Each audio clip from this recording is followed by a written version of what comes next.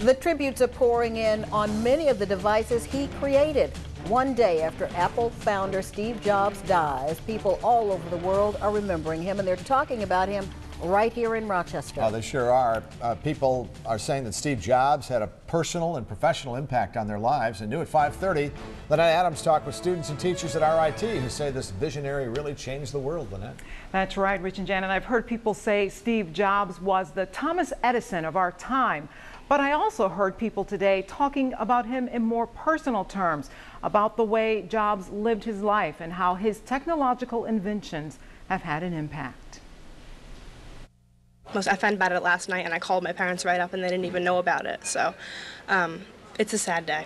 RIT student Caroline McGowan is a Macintosh devotee. She discovered her first Mac in high school and has never turned back. I think I'm going to get this one. Today, as she helped her boyfriend pick out accessories for his new Mac, she thought about the man who made it all possible. Absolutely, he was such an iconic figure, not only for Apple, but as a person, how strong he was through his sickness and everything like that. So he's certainly like a hero in many aspects. Hero, visionary, innovator. These are some of the words people are throwing around today as it sinks in that the co-founder and the most recognizable face of Apple computers is gone. For me, he began to directly affect my life with the Apple IIe computer when I was about 14.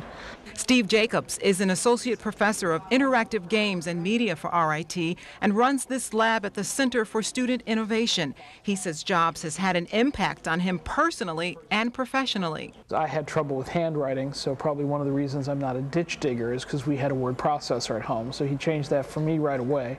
Jacobs says Apple took personal computing to a new level, making its mark on desktop publishing. He says Apple owned podcasting and personal music with its iPods. A lot of what he's done has been about storytelling or personal storytelling or personally publishing or around design, about making these things like objects of desire, the things you wanted to have.